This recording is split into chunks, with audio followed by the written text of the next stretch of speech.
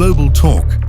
அன்புள்ள எமது குளோபல் நேயர்களுக்கு சாந்தியும் சமாதானமும் உண்டாவதாக. கடந்து சென்ற மணித்தியாலங்களுக்குள் வெளிவந்து கொண்டிருக்கும் முக்கியமான செய்திகளை பார்ப்போம். இந்த வகையிலே முதல் செய்தியாக ஈரான் இஸ்ரேல் அமெரிக்கா போர் தொடர்பான விடயத்தில் அமெரிக்கா அதிகளவான தாக்குதல்களை ஈரான் மீது தொடுத்துக் கொண்டிருக்கும் வேளையில் இஸ்ரேலோ தற்போது லெபனானை இன்னொரு காசாவாக மாற்றுவதற்கான செயற்பாடுகளை முன்னெடுத்து வருவதாக த கார்டியன் பத்திரிகை இன்று விரிவாக எழுதியுள்ளது. இந்த வகையிலே தற்போது வடக்கு இஸ்ரேலிலிருந்து லெபனானுக்குள் ஊடுருவியுள்ள இஸ்ரேலிய படைகள் தொடர்ச்சியான தாக்குதலை மேற்கொண்டு வரும் வேளையில் அவற்றுக்கு எதிர் தாக்குதலை ஹெஸ்புல்லாக்கள் லெபனானில் நடத்தி கொண்டிருக்கின்றார்கள். ஹெஸ்புல்லாக்கள் தங்களது எல்லையை இலக்கை மிக சரியாக அடைவார்கள் என்று இன்று ஹமாஸ் போராளிகள் ஒரு செய்தியையும் காணொலியும் சமூக ஊடகங்களில் வெளியிட்டிருந்தார்கள். இந்த வகையில் லெபனானை தற்போது நாங்கள் காசாவாக மாற்றப் போகிறோம் என்று சொல்லிக்கொண்டு தென் லெபனானுக்குள் ஊடுருவியுள்ள இஸ்ரேலிய படைகளுக்கு எதிராக ஹெஸ்புல்லாக்களுடைய தாக்குதலுக்கு உற்சாகம் அளிக்கும் வகையில் ஹமாஸ் போராளிகள் மேற்கண்டவாறு தெரிவித்திருந்தனர். இது இவ்வாறுக்க வடக்கு இஸ்ரேலிலிருந்து தெற்கு லெபனானுக்குள் நுழைந்திருக்கும் இஸ்ரேலிய படை நாங்கள் காசாவாக மாற்றி காட்டுவோம் என்று குறிப்பிட்டதோடு இந்த காசாவுக்குள் காணப்படும் மஞ்சள் கோடு என்ற அதே விடயத்தை நாங்கள் லெபனானுக்குள்ளும் ஏற்படுத்துவோம் என்று குறிப்பிட்டு இஸ்ரேல் எல்லையிலிருந்து லெபனானுக்குள் காணப்படும் முக்கிய நதிகளில் ஒன்றான லிட்டானியா நதி வரை, அதாவது சுமார் 30 கிலோமீட்டர் தூரம் வரை அனைத்து பொதுமக்களின் கிராமங்களையும் அழித்து லிட்டானியா நதியை காசாவில் உள்ள மஞ்சள் கோடாக நாங்கள் முதலில் மாற்றப் போகிறோம் என்று இஸ்ரேலுடைய பல்வேறு அரசியல்வாதிகள் தெரிவித்து வருகின்றனர். இந்த வகையிலே இத்தாமர் பென்கிவிரும் இதே கருத்தை தெரிவித்துள்ளதாக தகவல்கள் தெரிவிக்கின்றது. இந்த வகையிலேயே தற்போது லெபனானுக்குள் தெற்கில் காணப்படக்கூடிய அனைத்து பொதுமக்களையும் உடனடியாக தங்கள் வீடுகளை விட்டு வெளியேறுமாறு இஸ்ரேல் அறிவித்துள்ளது. இதனைத் தொடர்ந்து சுமார் 10 லட்சம் பொதுமக்கள் தற்போது லெபனானின் தென்பகுதியில் இருந்து வெளியேறி லெபனானின் வடபகுதிகளுக்குள் அகதிகளாக சென்றுள்ளதாக இன்றைய செய்திகள் குறிப்பிடுகின்றது. இவை மாத்திரமல்லாமல் அந்த பொதுமக்களை கேலி செய்யும் வகையில் லெபனானுக்குள் சென்று விமானங்களில் துண்டு பிரசுரங்களை வீசியதாகவும் இந்த செய்திகள் தெரிவிக்கின்றது. அதாவது அந்த துண்டு பிரசுரத்தில் உங்கள் நாட்டுக்கு என்ன நடக்கப் போகின்றது, இன்னொரு காசாவா அப்படிங்கிற ஒரு நையாண்டி வசனங்கள் இருந்ததாகவும் தகவல்கள் தெரிவிக்கின்றது. இந்த வகையிலே இந்த 10 லட்சம் பேரும் இடத்தை விட்டு அகல வேண்டும். அதன் பிறகு இஸ்ரேலிய ராணுவம் அதற்குள் நுழைவதற்கு தயாராக உள்ளதாம். கிட்டத்தட்ட லட்சக்கணக்கான ரிசோ ராணுவத்தினரை லெபனான் மீதான ஆக்கிரமிப்புக்கு ஆட்சேர்ப்பு செய்யப்பட்டு வருவதாக தகவல்கள் தெரிவிக்கின்றது. இந்த வகையிலே லித்துவானியா நதி வரை தற்போது இஸ்ரேலிய ராணுவம் ஊடுருவி அந்த அனைத்து பிரதேசங்களையும் ஒன்றிணைத்து இஸ்ரேலுடைய வடக்கு பிரதேசத்தை லெபனானுடைய தெற்கு பிரதேசத்தோடு இணைத்து விடுவதற்கு, அதாவது லெபனானின் தெற்கு பிரதேசம் புதிய இஸ்ரேலாக மாற்றுவதற்கான நடவடிக்கைகள் எடுக்கப்பட்டு வருவதாக, அதாவது திட்டங்கள் தீட்டப்பட்டு வருவதாக செய்திகள் தெரிவிக்கின்றது. ஆனால் சில ஆய்வாளர்கள் குறிப்பிடுகின்றார்கள், காசாவை போல லெபனானுக்குள் இஸ்ரேலிய ராணுவம் நினைத்தது போல செய்ய முடியாது. காரணம், காசா என்பது 4 பக்கமும் அடைக்கப்பட்டு உலகத்தில் மிகப்பெரிய கொலைக்களமாக இந்த இஸ்ரேல் 4 பக்கமும் தாக்குதல் நடத்தி அவர்களை கொலை செய்த போதும் அவர்கள், அதாவது காசாவில் உள்ள போராளிகள் நெஞ்சை நிமிர்த்தி போராடி இன்றும் காசாவை தங்களால் இயன்றளவு மூடப்பட்ட அந்த சிறைச்சாலைக்குள் இருந்து வெற்றியோடு இருக்கின்றனர். நேரடியாக எந்த ஒரு வெளித்தொடர்பும் இல்லாத நிலையில் கூட காசாவின் போராளிகளை இஸ்ரேலால் முழுமையாக இதுவரை வெற்றி கொள்ள முடியவில்லை. இது இவ்வாறு இருக்க, இதற்கு மாறாக லெபனானை காசாவாக மாற்றுவது என்பது சாத்தியமே கிடையாது என்று குறிப்பிடுகின்றார்கள். காரணம், லெபனானில் எந்த தாக்குதல் நடந்த போதும் நேரடியாக வெளிநாட்டு தொடர்புகள் இருக்கும். குறிப்பாக வெளிநாட்டு ஊடகவியலாளர்கள் எல்லாம் லெபனானுக்குள் நுழைந்து நடக்கும் அநியாயங்களை உலகத்துக்கு படம் போட்டு காட்டுவார்கள். இது காசாவில் நிகழாது இருந்த போதும் கூட சில ஊடகவியலாளர்களின் தியாகத்தினால் காசாவில் உள்ள சில விடயங்கள் வெளிக்கொண்டு வரப்பட்டது. ஆனால் லெபனானில் நேரடியாக இஸ்ரேலால் இதுவெல்லாம் செய்ய முடியாது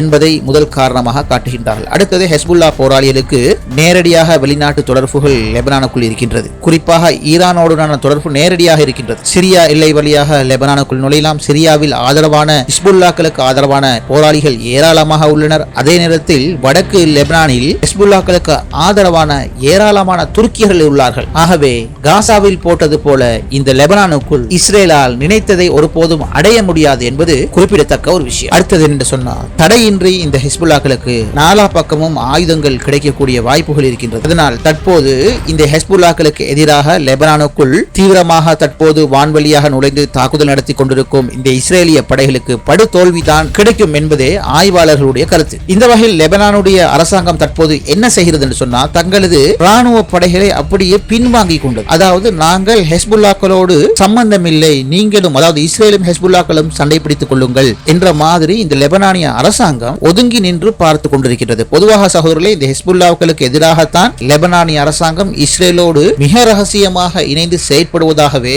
ஆங்காங்கே தகவல்களை பார்க்க கிடைக்கின்றது. ஏன் சொன்னால், லெபனானிய அதிபர் அமெரிக்காவுக்கு ஆதரவான கிறிஸ்தவ நபர் ஆவார். இந்த வகையில் இந்த அதிபருக்கு 2 முறை ஈரானிலிருந்து ஷஹீதான அலி லாரிஜானி நேரடியாக வந்து, நீங்கள் ஹெஸ்புல்லாக்களுக்கு எதிராக செயற்பட வேண்டாம், ஹிஸ்புல்லாக்களுடைய ஆயுதங்களை களைய செய்ய வேண்டாம், அவ்வாறு செய்தால் உங்கள் நாடு இஸ்ரேலுக்கு இரையாகிவிடும் என்று அலி லாரிஜானி திட்டத்தெளிவாக 2 முறை நேரடியாக ஜோசப் பவுன் என்கிற லெபனானிய அதிபரோடும் லெபனானிய பிரதமர் ஒரு முஸ்லிம் அவரோடும் கதைத்து விட்டுத்தான் சென்றார். ஆனால் இவர்களோ இஸ்ரேலோடு சேர்ந்து எப்படியாவது இந்த ஹெஸ்புல்லாக்களை ஆயுதங்களை களைய செய்ய வேண்டும் என்ற ஒரு விடயத்திலே இருந்து கொண்டிருந்தார்கள். காரணம், அந்த அளவு அமெரிக்காவுடைய அழுத்தம். அதன் பின்னர் தற்போது ஈரானிய யுத்தம் ஆரம்பிக்கப்பட்ட பின்னர் அமெரிக்கா ஈரானை தாக்க இஸ்ரேல் ஹெஸ்புல்லாக்களை தாக்குகின்றோம் என்று லெபனானுடைய தலைநகர் பெய்ரூத் வரை மிக சுதந்திரமாக இந்த இஸ்ரேல் தாக்குதல் நடத்தி வருகிறது என்பது இங்கு குறிப்பிடத்தக்கது. இந்த வகையிலே பொறுத்திருந்து பார்ப்போம். ஹெஸ்புல்லாக்கள் மிக கடுமையான ஆட்டத்தை இஸ்ரேலின் தரைப்படைகளுக்கு எதிராக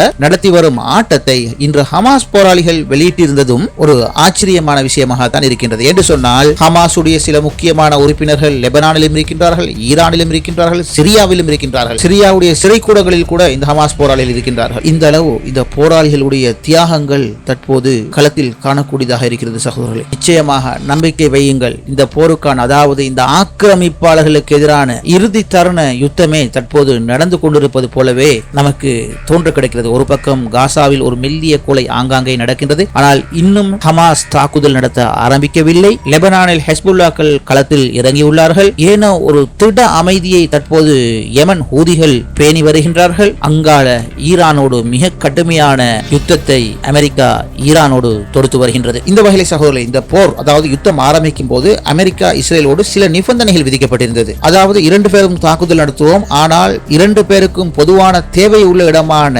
எண்ணெய் வயல்கள் அல்லது எண்ணெய் சுத்திகரிக்கும் இடங்களின் மீது தாக்குதல் நடத்தக்கூடாது என்ற ஒப்பந்தம் அமெரிக்கா இஸ்ரேலோடு ஈரான் போட்டுக்கொண்டது. அதனைத் தொடர்ந்துதான் இந்த யுத்தம் ஆரம்பிக்கப்பட்டது. ஆனால் இந்த அமெரிக்கா இஸ்ரேலோ தலைமை போல ஒரு நாளும் தங்களுடைய ஒப்பந்தங்களை பேணவே மாட்டார்கள். இந்த வகையிலே ஈரானுடைய ஆங்காங்கே காணப்படக்கூடிய சின்ன சின்ன எண்ணெய் சுத்திகரிப்பு நிலையங்களை தாக்கிய அமெரிக்கா நேற்று கட்டாரோடு இணைந்துள்ள, அதாவது ஒரு பகுதி கட்டாருக்குள் இருக்கும், இன்னொரு பகுதி ஈரானுக்குள் இருக்கும் கேஸ் எடுக்கிற, அதாவது எரிவாயு எடுக்கின்ற மையத்தின் மீது அபார தாக்குதலை அமெரிக்கா செய்தது. இதனைத் தொடர்ந்து விரண்டெழுந்த ஈரானோ நேற்று இரவு தொடக்கம் இன்று பகல் வரை மத்திய கிழக்கில் உள்ள, குறிப்பாக சவுதி அரேபியா, கத்தார், குவைத், யுஏஇயில் காணப்படக்கூடிய மிக முக்கியமான எண்ணெய் சேகரிப்பு தாங்கிகளையும் சுத்திகரிக்கும் ஆலைகள் மீதும் தாக்குதல் நடத்திவிட்டு இஸ்ரேலில் காணப்படக்கூடிய மசகு எண்ணெய் சேகரிக்கப்படும் சுத்திகரிக்கப்படும் இடங்களை நோக்கியெல்லாம் ஈரானுடைய ஏவுகணைகள் பதம் பார்க்க தொடங்கியது. இது மாத்திரமில்லாமல் சவுதி அரேபியாவில் முக்கிய எண்ணெய் தளங்கள் எல்லாம் பற்றி எரிந்தது. இதனால் சவுதி இளவரசரும் அவரது அமைச்சர்களும் என்ன சொன்னார்கள் தெரியுமா?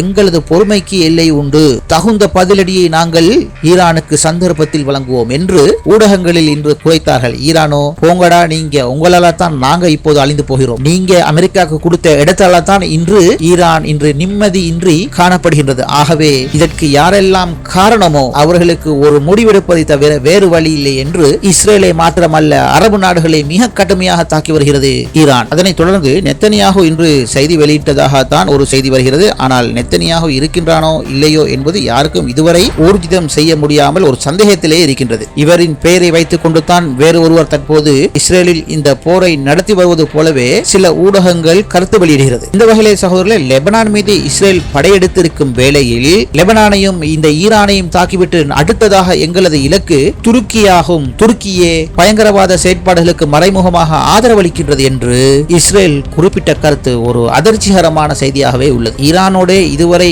நின்று பிடிக்க முடியாமல் இருக்கின்ற இந்த இஸ்ரேல் துருக்கியை தாக்கிவிட்டு நின்று பிடிப்பானா என்பது யோசிக்க வேண்டிய விஷயம் சகோதரர்களே. துருக்கி என்பது உலக வல்லரசுகளில் 6வது இடத்தை பெற்ற ஒரு நாடு. ஈரானை விட பல மடங்கு சக்தி வாய்ந்த நாடு. ஆனால் ஏனோ இஸ்லாமியர்களுக்கான ஒரு துரதிர்ஷ்டமான நிலை. இவ்வளவு சக்தி மிக்க ஒரு நாடாக இருந்து இஸ்லாமியர்களுக்காக துருக்கி முன்வராமல் பேச்சளவில் கண்டனம் தெரிவித்து பின்னாலேயே இருந்து கொள்வது ஒரு கவலையான விடயம் சகோதரர்களே. நபிகளார் குறிப்பிட்டார்கள், துருக்கியுடைய ஆட்சி ரத்தம் சிந்தாமல், அதாவது யுத்தம் செய்யாமல் கைப்பற்றப்பட்டால் இமாம் மஹதி அவர்களின் வருகையை நீங்கள் எதிர்பாருங்கள் என்று குறிப்பிட்டுள்ள ஹதீஸையும் நான் வாசித்திருக்கின்றேன். இந்த வகையில் சகோதரர்களே, இமாம் மஹதி அவர்களின் வருகை மிகப்பெரிய ஒரு போர் ஒன்றை இந்த இஸ்ரேலுக்கு எதிராக அவர்கள் செய்வார்கள். அப்போது மிகப்பெரிய ராணுவ பலமும் ஆயுத பலமும் தேவைப்படும் அல்லவா? இந்த சந்தர்ப்பத்தில் தற்போது துருக்கியில் பூஞ்சனை பிடித்து இருக்கின்ற ஆயுதங்கள் இவர்களால் பயன்படுத்தப்படலாம். அதாவது 6வது வல்லரசுக்கு உயிர் கொடுக்கப்படும் என்று குறிப்பிடலாம். இந்த வகையிலே தற்போது இஸ்ரேலுடைய ஹைஃபா துறைமுகத்தில் எண்ணெய் சுத்திகரிப்பு நிலையம் ஈரானால் தாக்கப்பட்டு இதுவரையும் அங்கு எழுந்துள்ள தீயை கட்டுப்படுத்த முடியாமல் இஸ்ரேலுடைய தீயணைப்பு படை போராடி வரும் காட்சியும் தற்போது வெளியாகியுள்ளது.